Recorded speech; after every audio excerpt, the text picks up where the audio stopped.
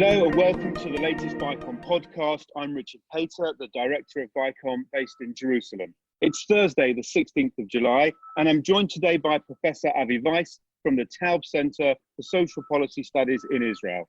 The Taub Center is an independent socioeconomic research institute based in Jerusalem. Professor Avi Weiss is the president of the Taub Center. He's an expert in applied economics, industrial organization, and employment. In the past, Professor Weiss has served as the chief economist of the Israel Antitrust Authority and various economic missions, including the Trachtenberg Committee, set up after the summer protests of the social protests of summer 2011, which we'll also discuss shortly. Professor Avi Weiss, first of all, welcome back to the podcast. It's kind of ironic. The last time we spoke, just before the election in February, we were discussing the costs of the extra elections on the Israeli economy. I think now we're in a different world and a different degree of economic concerns. But thank you very much indeed for joining me again. Well, thank you, Richard. It's a pleasure to be back. I've enjoyed our previous conversations, and I'm sure this one will be no different. And so, yes, we are in a completely different world. Absolutely. Well, let's start off. I mean, we've seen kind of the harsh unemployment figures and the shrinking assessments of economic growth. Just how bad the shape is the economy in right now? The economy is definitely suffering. There's no question about it. The unemployment numbers might be a little bit misleading. Well, first of all, unemployment was redefined in order to be able to include people who were put out on unpaid leave. So that the numbers, the general definition, the usual definition of unemployment are people who are looking for a job but have not found a job. The people who are put out on unpaid leave would generally not be included in unemployment. They continued to get benefits. They were not looking for new employment at that time, and therefore they would not have been generally included. But in this case, they did include them, and that's why the numbers shot up to well over 25%. It remained high. But the truth is that the latest numbers that came out show that there has been quite a bit of people going back into work, and that the numbers are significantly down. The latest numbers just put out by the Central Bureau of Statistics showed, I don't remember the exact number, but it was a little bit under 11%. I think it was 10.7% unemployment. Now, that's including those who were put on unpaid leave. That's really very, very significant. And part of it, of course, happened because the government, did give incentives for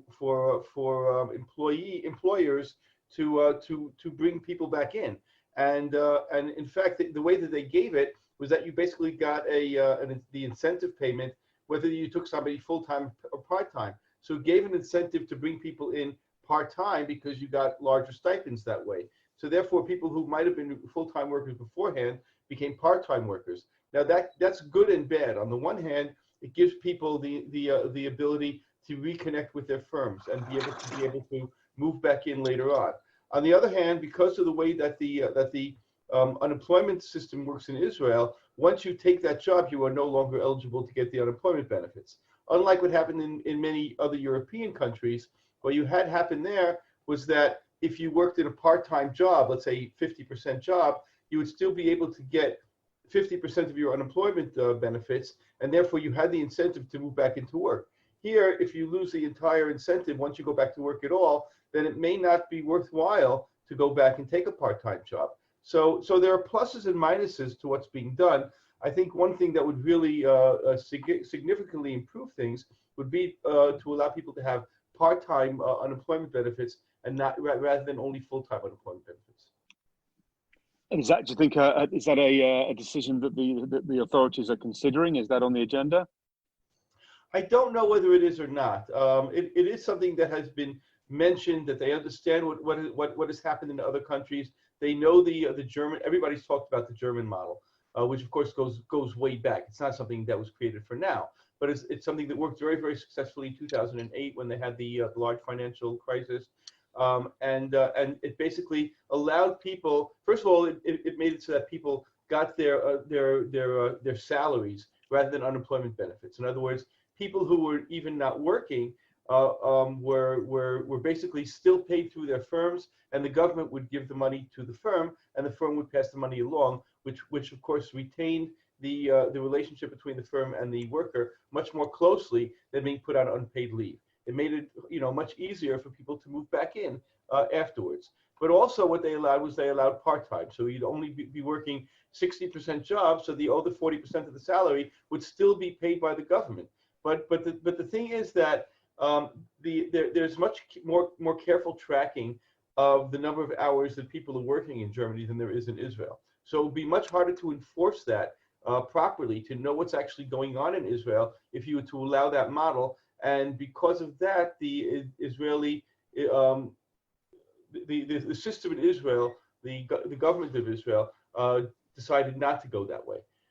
But clearly there is room, there is knowledge about it, and and people do recognize some of the benefits of it, but also that there are concerns with respect to people utilizing the system in a way that it is not meant to be utilized.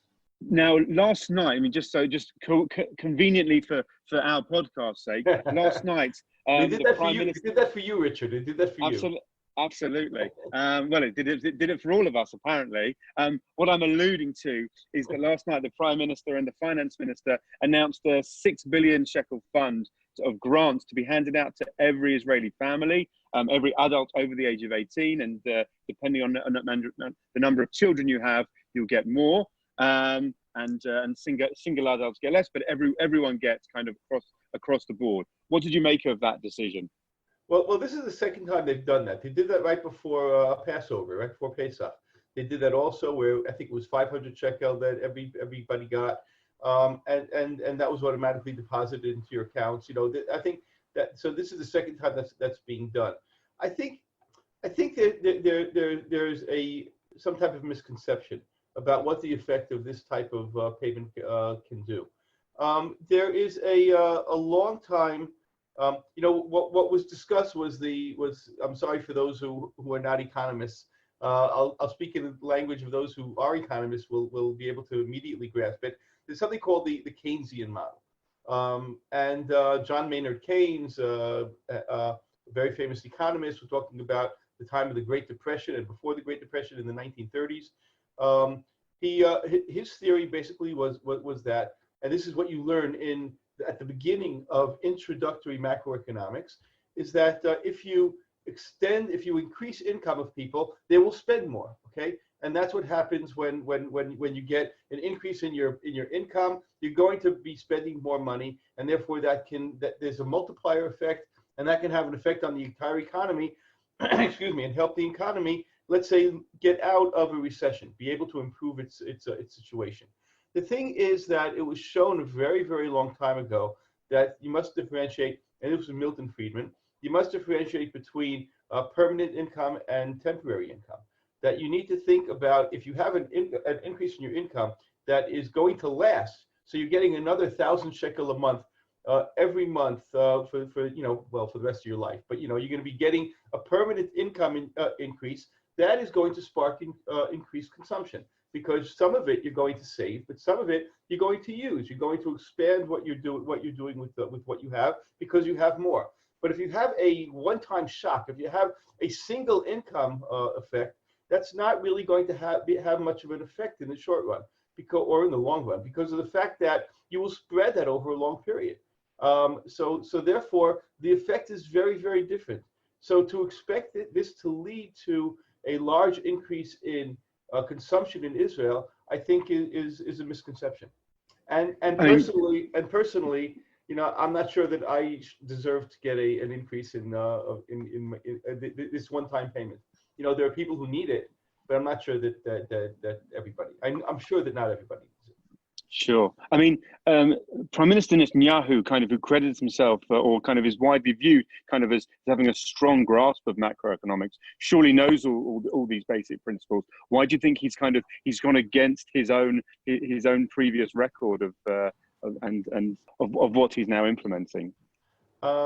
I'm not really sure what the answer is to that, and in any case, I try not to get into political discussions. Fair enough. You knew that, Richard. You knew that. Yes. Yeah, for sure. You can't blame me for trying.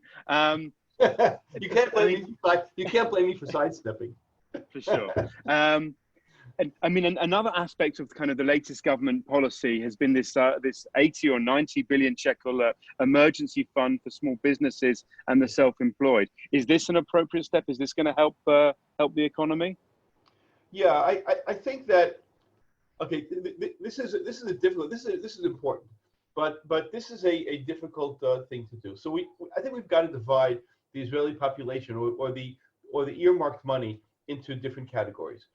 First of all, the easiest population are the people who are employed by others. Those people, the government and the tax authorities have very, very clear tracking, very good knowledge about who they are, how much they're earning, how much they're no longer earning. You have all that information at the push of a button. That's really easy to get a hold of. And those are the populations that are easiest to handle, and that it was done very, very quickly, and that the unemployment was given very, very quickly. The decision about whether to go out on unpaid leave or to use the German type model, that's a different decision that came from different considerations. But still, whatever it is, whatever way you decide to go, they're easy to handle because you have the information very, very easily.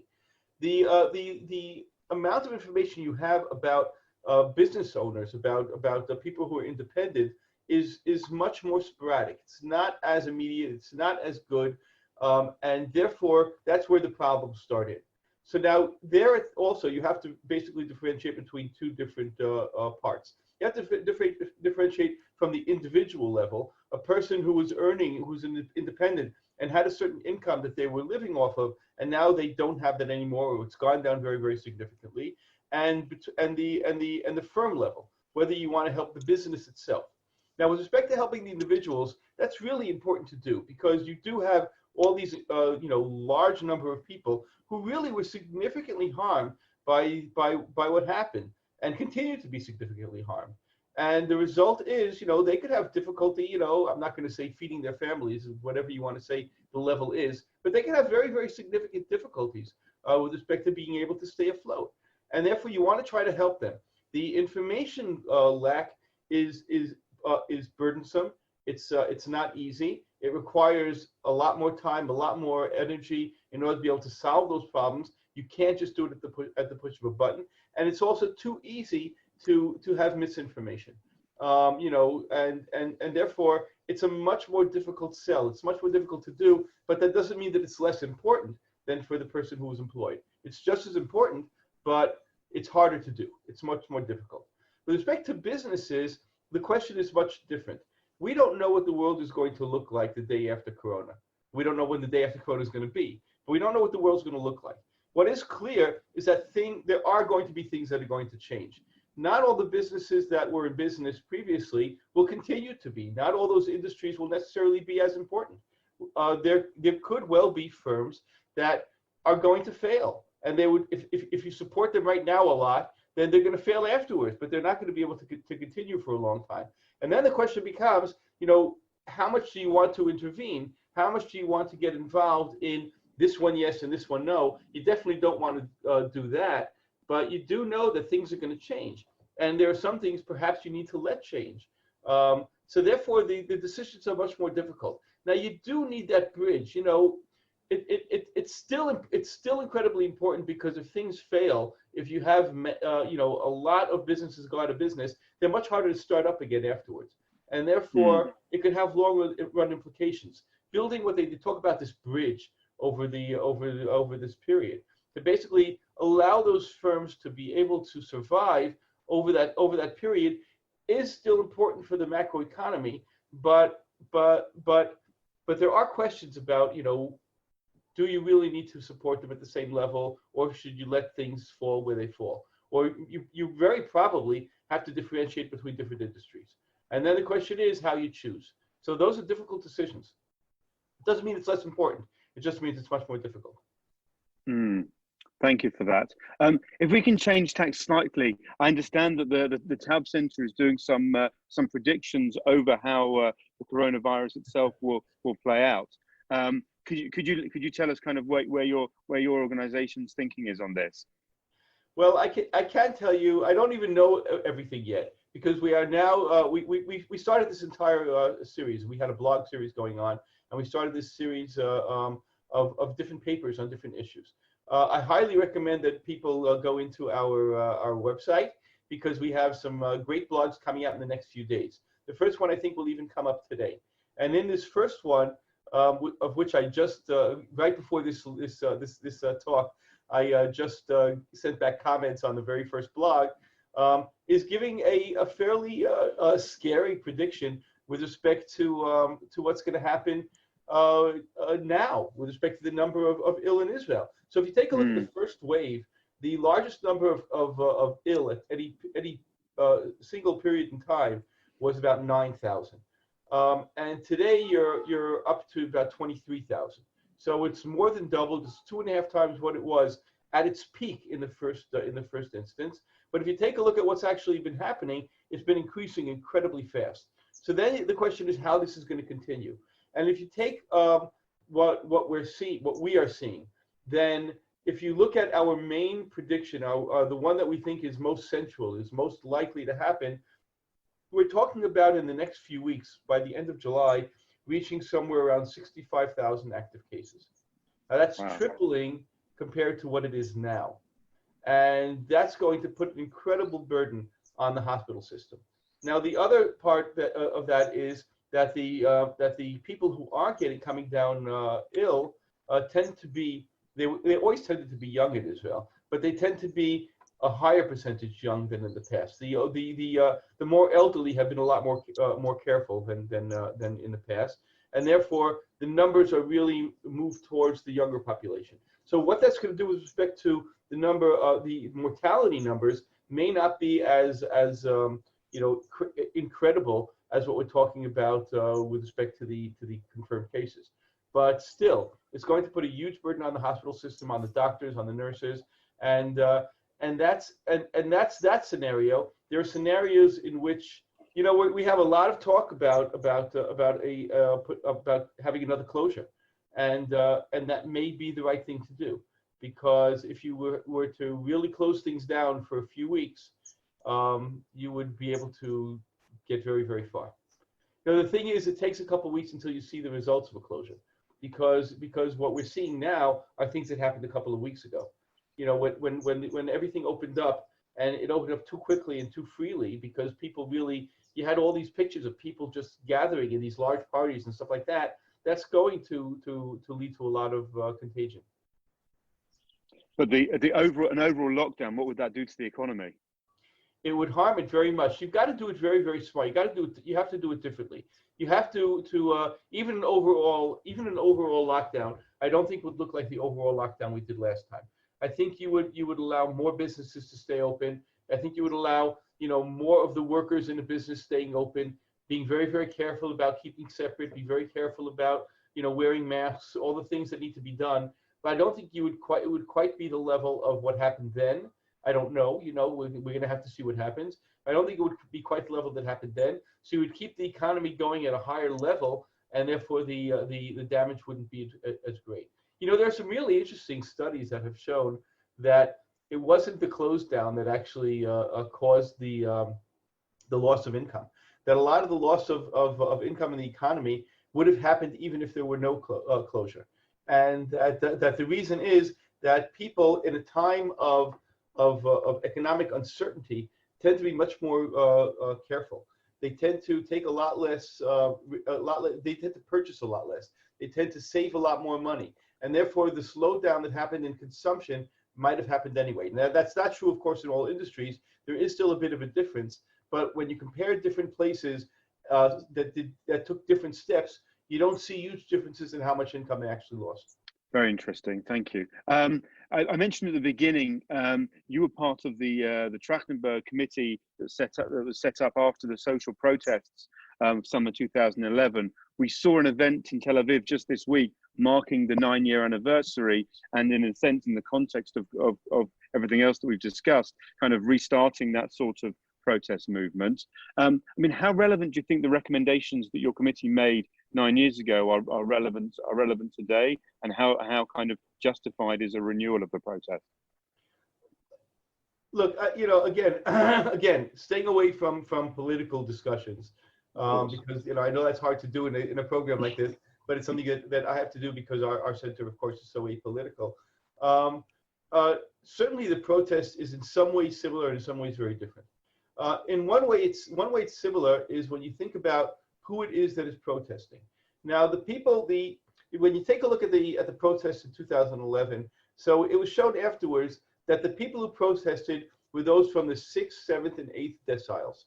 In other words, those in the upper half of the income scenario. The people who were in the 9th and 10th, those who were really very, very high in their income relatively, they were not part of the protest. And the people in the lower half of the income distribution, they were also not part of the protest. This was middle earners, okay, middle income type. Now, if you take a look at today, that's also, it seems, we don't know for sure because we haven't been able to do that breakdown, but it seems that it seems like it's probably a similar population. That you're not talking about those who are very well off. You're not because they're not the ones who are going to need this. You're not talking about those who are very poorly off because they're the ones who are employed by other people, and they're the ones who are getting the unemployment benefits. So they're not the ones who are losing. The ones who are losing will tend to be those upper middle class type of people who are, you know, business owners and usually have a reasonable income, and therefore it's likely that it's a similar type of population in terms of the income structure. But on the other hand, the issues, of course, are completely different. There was this big outside shock, and the question is, how well are you handling the outside shock? And there are clearly people who are suffering very, very greatly from this. You know, some people will like the protest, some people will agree with it more, some people will agree with it less. Those can also get into political issues without any doubt. And you do see that a lot of political issues, you know, are brought into this. And there's no question that these are things that will have to be handled. But still, I think it's very different. The things in Trachtenberg were some very specific issues that dealt with the price levels inside of Israel, both with respect to housing, and we all remember cottage cheese, but cottage cheese was just symptomatic of food prices in Israel generally, which had gone up since about 2008. If you ever want, Richard, I can sit down with you and give you a whole lecture on exactly what happened in 2000 with respect to prices in Israel between 2008 and 2011, and I promise you'll be interested. We can definitely do that another time. The last topic I wanted to just to discuss with you, the new government relatively formed needs to pass a budget. There's been a recent tradition in Israel of passing 2-year budgets. So effectively, the last budget that was passed, I understand, was the winter of 2017, which we're still working off. There is a political debate over passing a 1-year or 2-year budget. Avoiding the political context of that. From an economic perspective, what do you think makes the most sense for right now? Look, you know, there are of course arguments in both directions. You could say that, you know, we're already in July of 2020. To now pass a budget for only a few more months basically means you have to start the process all over again for going forward. You know, we need the budget for 2020 first. And then you need the budget for 2021. So to some extent, it seems to make sense to say, well, you know, let's do both at once and get them in together. So that would be the 2-year budget. But on the other hand, you're in a situation that is so liquid right now. It's so volatile. And to be able to come and say, you know, we know what's necessary for 2021. We really don't know what's necessary for 2021. So to come down and say, you know, it doesn't make sense to look that far forward to 2021. Let's finish 2020. And then towards it, we'll pass a new budget 2021 when we have a little more certainty about what's going to be going on in the future, because really everything is changing so fast. So I sidestepped again, Richard. No, that's okay. That's okay. But what are the key indicators? What should we be looking out for in the budget, particularly, I would say, to how in efforts to stimulate the economy, or to suggest other priorities? What should we look out for? Well, it's all going to come into play. The unemployment rate is going to come into play because of the fact that that if you have to continue paying a lot of unemployment insurance, then that's going to be very, very costly for the budget. That may go down significantly, it may not go down significantly. What's happening to businesses is going to be very important. What's opened up, what hasn't opened up. what has failed, what has not failed. It's just so many things can change here that it's just very liquid. Well, in the context of that liquidity, we may have to come back to you again in the future to get some further insight and analysis. But for today, thank you very much indeed. That was really, really fascinating and very useful. Thank you. Well, Richard, you always know where to find me, and always happy to speak with you. That's really great. Thank you very much. Thanks a lot. Bye-bye.